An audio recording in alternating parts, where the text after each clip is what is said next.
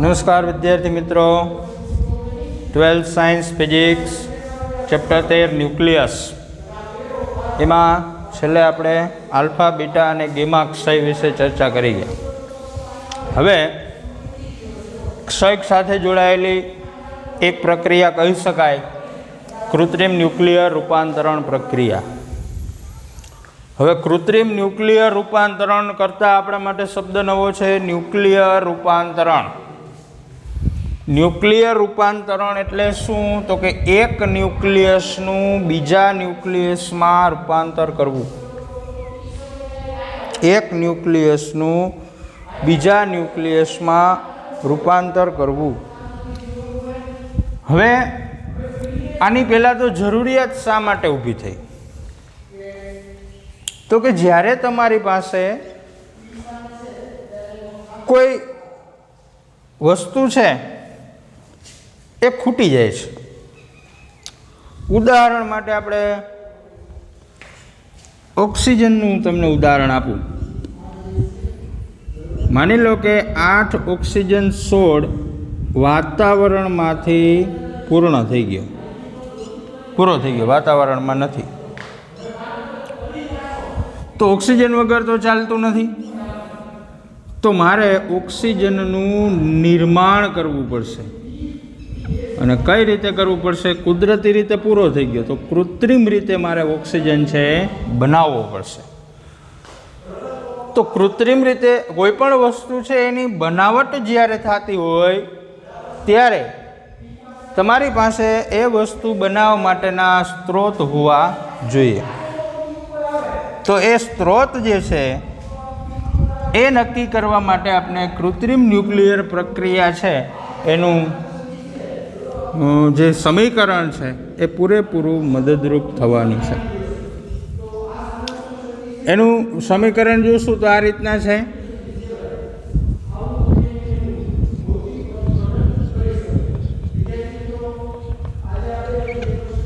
हवे पहेला हूँ तमने ओळख करावी दऊं। समीकरण आवुं छे ए प्लस ए एमांथी B plus D plus Q. हवे आ जे ए छे ए टार्गेट न्यूक्लियस छे। ए छे टार्गेट न्यूक्लियस छे। स्मॉल ए छे ए प्रक्षिप्त कण छे। एटले तमे जे आपात करो छो ए आपो छो ए आपात कण छे। कैपिटल बी छे ए निपज न्यूक्लियस छे। प्रक्रिया ने अंते तमने जे निपज मळे छे ए छे। स्मॉल बी छे ए उत्सर्जित कण छे अने क्यू छे ए विमुक्त थती ऊर्जा छे। प्रक्रिया दरमियान विमुक्त थती अथवा शोषाती बे रीते आपणे याद राखशुं। विमुक्त थती अथवा शोषाती। फरीथी मित्रों समीकरणना जे पद छे एने आपणे खास याद राखवाना छे। ए प्लस ए एमांथी B plus Q. Capital A छे ए टार्गेट न्यूक्लियस दर्शावे छे। स्मॉल ए छे ए प्रक्षिप्त कण दर्शावे छे। कैपिटल बी छे ए निपज न्यूक्लियस दर्शावे छे। ज्यारे स्मॉल बी छे ए उत्सर्जित कण दर्शावे छे। तेमज क्यू छे ए विमुक्त थती अथवा शोषाती ऊर्जा दर्शावे छे। हवे सांभळजो। तो टार्गेट न्यूक्लियस तरीके આપણે એક ઉદાહરણથી જ સમજીએ, બરાબર? કે મારે નિપજમાં 8 ઓક્સિજન 16 જોઈએ। જોજો અહીં 8 ઓક્સિજન 16 છે મારે નિપજમાં જોઈએ। તો તમારે બે વસ્તુનું ધ્યાન રાખવું પડે। એક તો તમારે પહેલાં તો સ્ત્રોત विचारवा पड़े कि ऑक्सिजन बनी सके एवा स्त्रोत केटला अने कया कया। स्त्रोत नक्की थया पछी तमारे એમાંથી યોગ્ય સ્ત્રોતની પસંદગી કરવી પડે.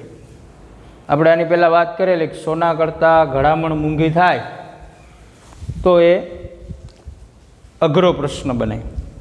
તો સ્ત્રોતની પસંદગી કરતી વખતે એક તો એ સ્ત્રોત તમને પૂરતા પ્રમાણમાં ઉપલબ્ધ હોવો જોઈએ.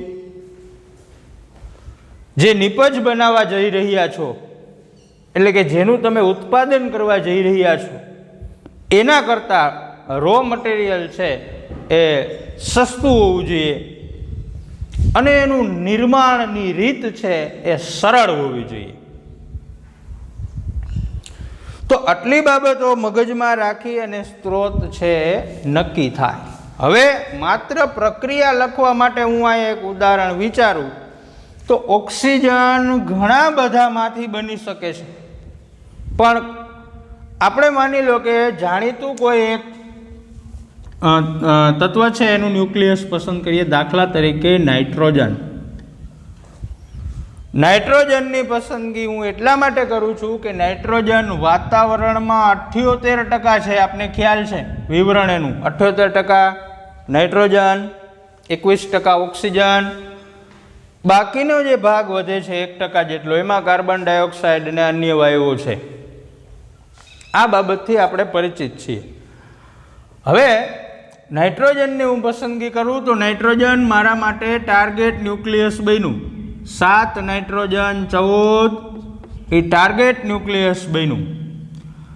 મારે એમાંથી બનાવવાનું છે શું? તો કે 8 ઓક્સિજન 16. સાંભળજો, 8 ઓક્સિજન 16 બનાવવાનો છે.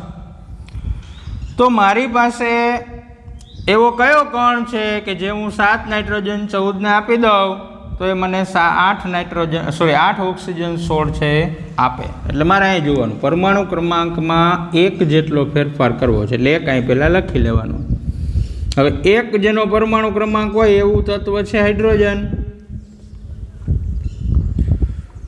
પરમાણુ ભારમાં 2 જેટલો ફેરફાર થાય છે, તો 14માંથી 16 કરવું છે તો અહીંયા 2 લખવા પડે. 1H2 ડ્યુટેરિયમની પસંદગી થઈ ભાઈ કે 7 નાઇટ્રોજન 14 ને જો 1 ડ્યુટેરિયમ મારે પ્રક્રિયા કરાવો તો 8 ઓક્સિજન 16 બની જાય. પ્રક્ષિપ્ત કણ ડ્યુટેરિયમ, ઉત્સર્જિત કણ કશું મળતું નથી. માની લો કે 1H2 સહેલાઈથી નથી મળતો પણ 1H3 સહેલાઈથી મળે છે, તો અહીંયા તમે 1H3ની પણ પસંદગી કરી શકો. જોતું હોય એ આપણે જોઈએ છે એ ફાઇનલ છે. હવે કેટલું વધે છે તો કે અહીંયા 7 ને 1 8 થઈ ગઈ, 14 ને 3 17 થી અહીંયા 16 છે, 1 વધે છે. પરમાણુ ક્રમાંક કાંઈ વધતો નથી. તો આવું બંધારણ કોનું છે? તો કે ન્યુટ્રોનનું. 0 and 1. ન્યુટ્રોન દાખલ કરો એટલે પરમાણુ ભારમાં ફેરફાર કરે, ક્રમાંકમાં કોઈ ફેરફાર કરતો નથી. માની લો કે હાઇડ્રોજનનો કોઈ સમસ્થાનિક ઉપલબ્ધ નથી, તો તમે હિલિયમની પણ પસંદગી કરી શકો છો. માની લો કે હલકો હિલિયમ તમે પસંદ કર્યો, અથવા આપણો હિલિયમ જ પસંદ કર્યો. આલ્ફા કણ જેને આપણે કહીએ છીએ, 8 ઓક્સિજન 16 બનાવી દીધો. વધે છે એ પ્રક્ષિપ્ત કણમાં લખવાનું થાય છે. પેલા 7 ને 2 9 થયા, અહીંયા 8 છે, 1 વધે છે તો એકડો અહીં લખી દીધો. 14 ને 4 18 થયા, અહીંયા 16 છે તો 2 અહીંયા લખી દીધા. 2 બાજુ બેલેન્સ થયું. 1 પરમાણુ ક્રમાંકવાળો હાઇડ્રોજન, 1H2 ડ્યુટેરિયમ છે. આ ટાર્ગેટ, આ પ્રક્ષિપ્ત કણ, આ નિપજ, આ ઉત્સર્જિત કણ અને આ ઉર્જા. એટલે અમુક પ્રક્રિયા થવા માટે તમારે ઉર્જા આપવી પડશે. તો એવી પ્રક્રિયાઓ છે એને તમે ઉર્જા શોષક પ્રક્રિયા તરીકે ઓળખશો, અને જેમાં ઉર્જા છે વિમુક્ત થતી હશે, છૂટી પડતી હશે, એને આપણે ઉર્જા ક્ષેપક પ્રક્રિયાથી ઓળખીશું. ફરીથી એક વખત જોઈએ ન્યુક્લિયર પ્રક્રિયા. ન્યુક્લિયર પ્રક્રિયાનું ખાસ મહત્ત્વ શું છે? તો કે તમારા જરૂરિયાત મુજબના ન્યુક્લિયસ ખલાસ થઈ જાય છે અથવા સહેલાઈથી ઉપલબ્ધ નથી, ત્યારે તમે કૃત્રિમ રીતે ન્યુક્લિયર રૂપાંતરણ છે એ કરી શકો છો. તો કૃત્રિમ ન્યુક્લિયર રૂપાંતરણ પ્રક્રિયા જે છે એના 5 પદ છે. Capital A, small a, capital B, small b અને Q. પહેલાં તો એ 5ને આપણે યાદ રાખવા પડશે એના સિમ્બોલ સાથે. કેપિટલ A જે છે એ ટાર્ગેટ ન્યુક્લિયસ છે, એટલે કે તમારા રો મટીરિયલની વાત છે. સ્મોલ a છે એ પ્રક્ષિપ્ત કણ છે, એટલે કે તમારે જે તમે ટાર્ગેટ ન્યુક્લિયસ પસંદ કર્યું છે એને ખૂટતી વસ્તુઓ આપવા માટેની વાત છે. એમાંથી બી જે છે કેપિટલ એ નિપજ ન્યુક્લિયસ દર્શાવે છે, એટલે કે તમને જે પ્રક્રિયાના અંતે નિપજ મળે છે અથવા તમારે જે જોઈતું ન્યુક્લિયસ છે એ પ્રાપ્ત થાય છે. એટલે કેપિટલ બી છે નિપજ ન્યુક્લિયસ. સ્મોલ બી છે ઉત્સર્જિત કણ. પ્રક્રિયાના અંતે વધારાનો નિપજ મળ્યા પછીનો જે કણ હોય તો એ પ્રક્ષિપ્ત કણ આપ્યા પછી જે નિપજ બની, એ નિપજ બનતા જે કણનું ઉત્સર્જન થાય છે એ ઉત્સર્જિત કણ છે સ્મોલ બી. ક્યુ છે એ ઉર્જા દર્શાવે છે. અમુક પ્રક્રિયાઓ એવી હશે કે પ્રક્રિયાની સાથે ઉર્જા પણ પ્રાપ્ત થશે, એવી પ્રક્રિયાને આપણે ઉર્જા ક્ષેપક પ્રક્રિયા કહેશું. અમુક પ્રક્રિયાઓ એવી હશે કંઈક ઉર્જા આપશું તો એ પ્રક્રિયા થશે, એને આપણે ઉર્જા શોષક પ્રક્રિયા કહેશું. સમજાવવા માટે આપણે તમને અહીંયા ઘણા બધા ઉદાહરણો આપ્યા કે સૌથી વધારે આપણા સમયમાં જરૂરિયાત ઓક્સિજનની છે. માની લો કે ઓક્સિજન વાતાવરણમાંથી પૂરો થઈ ગયો, મળતો નથી. ઓક્સિજન છે એ વાતાવરણમાં પૂરો થઈ ગયો, મતલબ કુદરતી રીતે પ્રાપ્ત થાય એમ નથી, પણ જરૂરિયાત છે, એના વગર હાલે એમય નથી. તો આપણે એનું કૃત્રિમ રીતે ઉત્પાદન કરવું પડે. કૃત્રિમ રીતે ઉત્પાદન કરવું પડે. તો ઉત્પાદન કરવા માટે આપણે ન્યુક્લિયર પ્રક્રિયા છે પૂરેપૂરી મદદરૂપ થાય એમ છે. સમજાવવા માટે તમને ઓક્સિજનનું ઉદાહરણ આપ્યું છે, અહીંયા તમે બીજું કોઈ પણ ઉદાહરણ લઈ શકો. તો અહીંયા મેં 3 પ્રક્રિયા લખી છે. પહેલી પ્રક્રિયા 7 નાઇટ્રોજન 14 નાઇટ્રોજનની પસંદગી હું શા માટે કરું છું એનું કારણ પણ મેં તમને કીધું કે વાતાવરણમાં 78% નાઇટ્રોજન છે. કુદરતમાંથી મફતમાં મળે છે આપણને 78% નાઇટ્રોજન. તો ઓક્સિજન બનાવવા માટેનો સરળ અને સસ્તો સ્ત્રોત છે નાઇટ્રોજન ગણી શકાય. તો આ નાઇટ્રોજનને 7 નાઇટ્રોજન 14 ને 1 ડ્યુટેરોન આપી દો એટલે 8 ઓક્સિજન 16માં એ નિર્માણ પામે છે. મેં બીજી પ્રક્રિયા રાખી કે ડ્યુટેરોન ઉપલબ્ધ નથી, એનો હાઇડ્રોજનનો એક ત્રીજો સમસ્થાનિક 1H3 ઉપલબ્ધ છે, તો 1H3 સાથે પણ પ્રક્રિયા કરાવી શકાય. પ્રક્રિયા બંને બાજુ બેલેન્સ થવી જોઈએ. પ્રક્રિયા બેલેન્સ કરવી એટલે તો કે પરમાણુ ક્રમાંક બંને બાજુ સમાન હોવો જોઈએ અને પરમાણુ ભાર બંને બાજુ સમાન હોવો જોઈએ. તો 7 નાઇટ્રોજન 14 વત્તા 1H3 તો પરમાણુ ક્રમાંક 8 થઈ ગયો. 7 ને 1 8. ઓક્સિજનનો પરમાણુ ક્રમાંક 8 જ છે. પરમાણુ ભાર છે આપણે 16ની જરૂર છે પણ થાય છે 17. 14 ને 3 17. તો એક વધે છે તો એ આપણે ક્યાં આપશું? ઉત્સર્જિત કણ. ઉત્સર્જિત કણને એક આપ્યો એટલે ત્યાં બન્યું 0N1. બંધારણ કોનું બન્યું? ન્યુટ્રોન. અને ક્યુ મૂલ્ય એટલે કે ઉર્જા પ્રાપ્ત થાય અથવા શોષાય. ત્રીજું ઉદાહરણ આપ્યું કે જો 1H3 પણ ઉપલબ્ધ નથી તો તમારે હિલિયમની પસંદગી કરી આપણે, એટલે કે આલ્ફા કણની પસંદગી કરી. 7 નાઇટ્રોજન 14 ને 1 આલ્ફા કણ આપી દો એટલે એમાંથી 8 ઓક્સિજન 16 1H2 અને Q. તો 7 નાઇટ્રોજન 14 છે આપણા સમીકરણ પ્રમાણે ટાર્ગેટ ન્યુક્લિયસ બન્યું. આલ્ફા કણ 2He4 પ્રક્ષિપ્ત કણ બન્યો. 8 ઓક્સિજન 16 નિપજ ન્યુક્લિયસ તરીકે આપને પ્રાપ્ત થાય છે, એટલે કે નિપજ ન્યુક્લિયસ મળ્યું બીની જગ્યાએ. અને 1H2 છે ઉત્સર્જિત કણ છે સ્મોલ બીની જગ્યાએ. અને Q અમુક પ્રકારની ઉર્જા છે, એટલે A+A એમાંથી B+B+Q આ ન્યુક્લિયર પ્રક્રિયા છે એનું ઉદાહરણ છે. હવે તમને એમ કહે કે Q મૂલ્ય ગણવું છે, ઉર્જા કેટલી છે એ ગણવું છે. તો આ આખા ચેપ્ટરમાં કોઈ પણ પ્રકારની ઉર્જા ગણવી એટલે શું? તો કે દળ ક્ષતિને અનુરૂપ ઉર્જા ગણવી. બરાબર. તો દળ અનુરૂપ ઉર્જા ગણવી એટલે તો કે આ બધાને દળ આપતા જાય. જો એનું દળ ઇન્ટુ C², એનું દળ ઇન્ટુ C²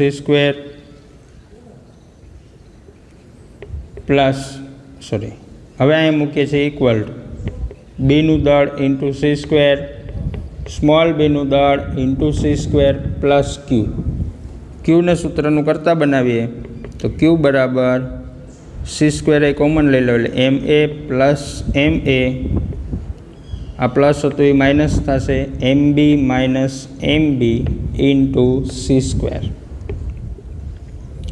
Q મૂલ્ય ગણવા માટે આપણી પાસે સૂત્ર પણ બની ગયું.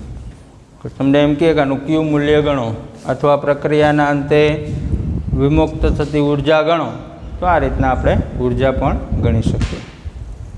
ચલો, હમણાં આપણે જે થિયરીનો અભ્યાસ કર્યો એવો જ એક દાખલો આપણા ઉદાહરણની અંદર છે. ઉદાહરણ 13.6 એમ કહે છે કે નીચે અમુક પરમાણુય દળો છે આપને આપેલા છે. Uranium 238, helium 4, થોરિયમ 234, hydrogen 1, પ્રોટેક્ટેનિયમ 237. બે પ્રક્રિયા માટે આપણે Q મૂલ્ય ગણવાના છે. 92 યુરેનિયમ 238ના આલ્ફા ક્ષય માટે અને 92 યુરેનિયમ 238 સ્વતઃ પ્રોટોનનું ઉત્સર્જન કરે, પોતાનામાંથી જાતે પ્રોટોનનું ઉત્સર્જન કરે. તો એના માટે આપણે Q મૂલ્ય છે એની ગણતરી છે કરી દેવાની છે. પહેલી પ્રક્રિયા માટે વાત કરીએ. 92 યુરેનિયમ 238નો આલ્ફા ક્ષય. પહેલાં આપણે એનું સમીકરણ બનાવીએ. 92 યુરેનિયમ 238માંથી એક આલ્ફા કણ એટલે 2He4 દૂર થઈ જાય છે અને કંઈક ઉર્જા છે મુક્ત થાય છે. શું વધે છે એના માટે આપણે બંને બાજુ પરમાણુ ક્રમાંક બેલેન્સ કરીએ તો 92માંથી 2 અહીંયા નીકળી ગયા, વધ્યા કેટલા? 90. તો 90 નંબરનું તત્વ અહીંયા આપેલું જ છે. કોણ છે? થોરિયમ. 238માંથી 4 અહીંયા લખાઈ ગયા એટલે કેટલા ઘટ્યા? તો કે 234. આવું સમીકરણ બન્યું. હવે Q મૂલ્ય ગણવું છે. હમણાં મેં તમને શીખવાડ્યું એમ દળ ક્ષતિના અનુરૂપ ઉર્જા એટલે Q સિવાયના બધા પદના દળવાળા સમીકરણો છે આ સાઈડ લઈ લઈએ એટલે Q મૂલ્ય છે ગણાશે. પહેલાં કોનું દળ આવશે? તો કે યુરેનિયમનું દળ માઇનસ થોરિયમનું દળ માઇનસ હિલિયમનું દળ ઇન્ટુ C². તો હવે દળ છે આપણી પાસે બધાયના. યુરેનિયમનું દળ 238.05079 માઇનસ થોરિયમનું દળ 4.00260 માઇનસ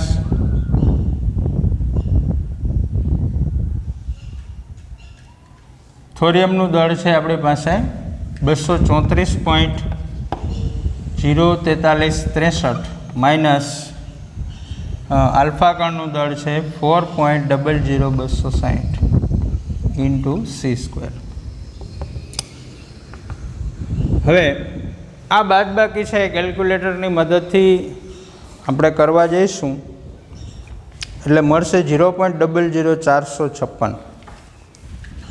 0.00456 456. હવે એક યુને સમતુલ્ય ઉર્જા અહીં ડાયરેક્ટ લખી દો 931.5 મેગા ઇલેક્ટ્રોન વોલ્ટ. મિત્રો કેલ્ક્યુલેટરની મદદથી ગુણાકાર કરશું એટલે આપણી પાસે જવાબ હશે 4.25 મેગા ઇલેક્ટ્રોન વોલ્ટ. ઉર્જા પ્લસ મળે છે એટલે એનો મતલબ પ્રક્રિયા દરમિયાન 4.25 મેગા ઇલેક્ટ્રોન વોલ્ટ ઉર્જા વિમુક્ત થશે. બરાબર. બીજી પ્રક્રિયા જોઈ લઈએ. 92 યુરેનિયમ 238 માંથી પ્રોટોનનું ઉત્સર્જન. સ્વતઃ પ્રોટોન ઉત્સર્જિત કરે છે. તો પહેલાં સમીકરણ બનાવ્યું. 92 યુરેનિયમ 238 એમાંથી એક પ્રોટોન એટલે કે એક હાઇડ્રોજનનું ઉત્સર્જન થઈ જાય છે.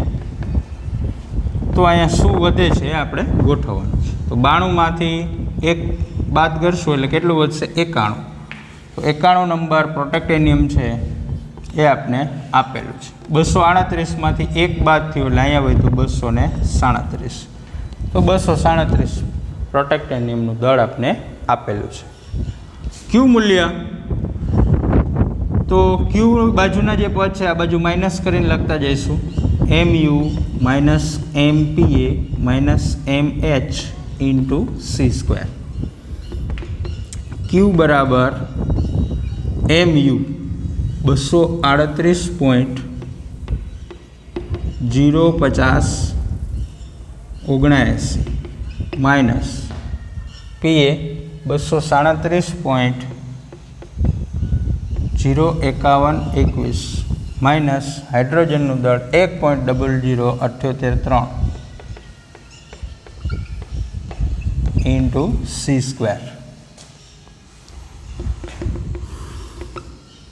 આ તમામ બાદબાકી કરશું આપણે એટલે આપણી પાસે એ બાદબાકીનો જવાબ મળશે માઇનસ 0.00825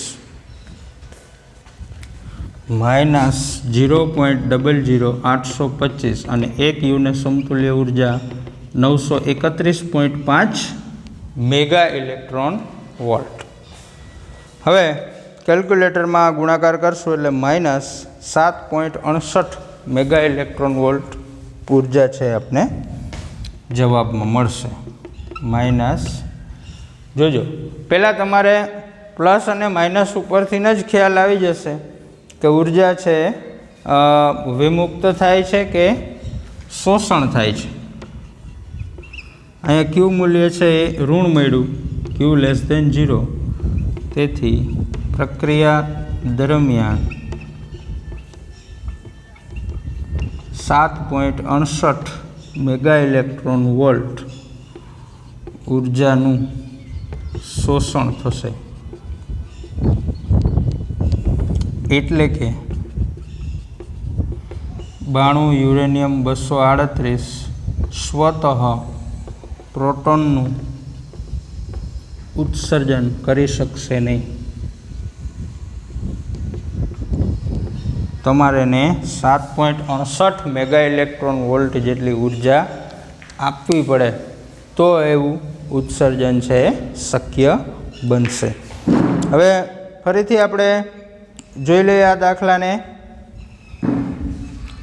અહીંયા આવું પણ લખી શકાય કે આ પ્રક્રિયામાં ક્યુ ગ્રેટર દેન 0 હોવાથી પ્રક્રિયા આપમેળે પણ થશે. જે આમાં એવું પણ તમને MCQમાં પૂછી શકે કે ભાઈ નીચેના પૈકી કઈ પ્રક્રિયા આપમેળે થશે અથવા તો આપમેળે નહીં થાય, તો એનું તમારે ક્યુ મૂલ્ય ગણવાનું. જો ક્યુ મૂલ્ય છે એ તમને ગ્રેટર દેન 0 મતલબ કે ધન મળે તો પ્રક્રિયા છે એ આપમેળે થશે, અને ઋણ મળે તો પ્રક્રિયા આપમેળે નહીં થાય. તો શું કરવું પડશે? તો કે તમને જેટલી નેગેટિવ એનર્જી મળી એટલે કે ઋણ ઉર્જા મળી એટલી ઉર્જા છે તમારે પહેલાં પ્રક્રિયાને આપવી પડે તો એ પ્રક્રિયા છે શક્ય બને. બરાબર. એટલે અહીંયા આપણી પાસે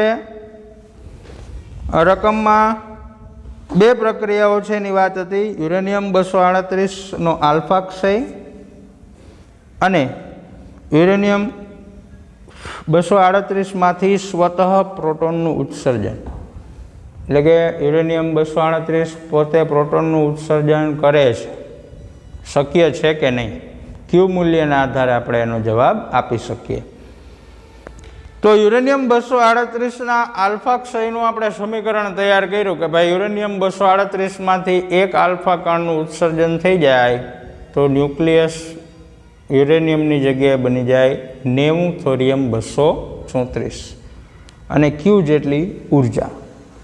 હવે ક્યુ મૂલ્ય મેળવવા માટે દળ ક્ષતિનો આપણે ઉપયોગ કરેલો છે.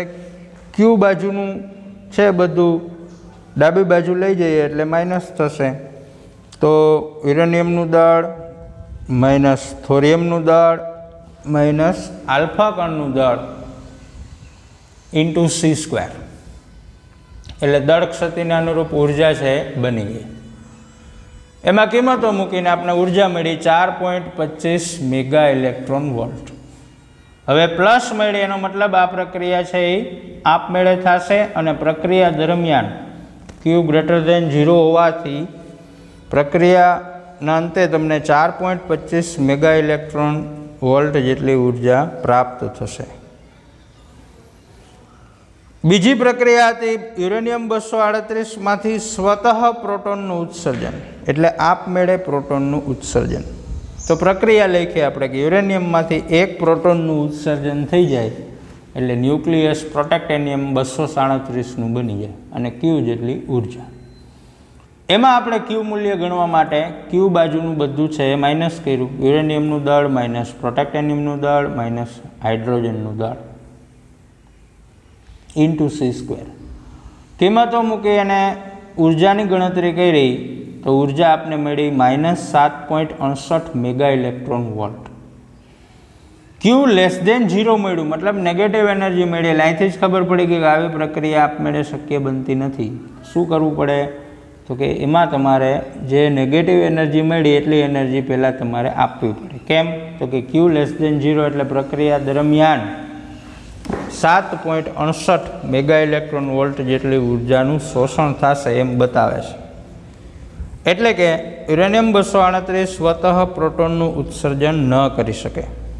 તમારે એમાંથી પ્રોટોનનું ઉત્સર્જન કરાવવું હોય તો પ્રક્રિયાના પહેલાંથી જ તમારે એને 7.68 મેગા ઇલેક્ટ્રોન વોલ્ટ જેટલી ઉર્જા આપી દેવી પડે, તો એમાંથી પ્રોટોનનું ઉત્સર્જન થાય.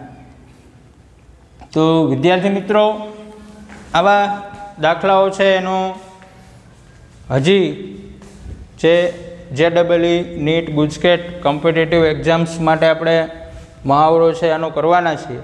પણ આખા ચેપ્ટરની અંદર તમારે જ્યાં જ્યાં ઉર્જા ગણવાની થશે ત્યાં દળ ક્ષતિને અનુરૂપ ઉર્જા ગણવાની થશે. આટલું આપણે મગજમાં રાખીશું. તો આજના ટોપિકના જે મુખ્ય મુદ્દાઓ છે એ બધા તમારે સેટ નોટમાં નોંધ કરવાના છે અને રફ બુકમાં આ દાખલો છે એને મોઢે ગણવાનો પ્રયત્ન કરવાનો છે.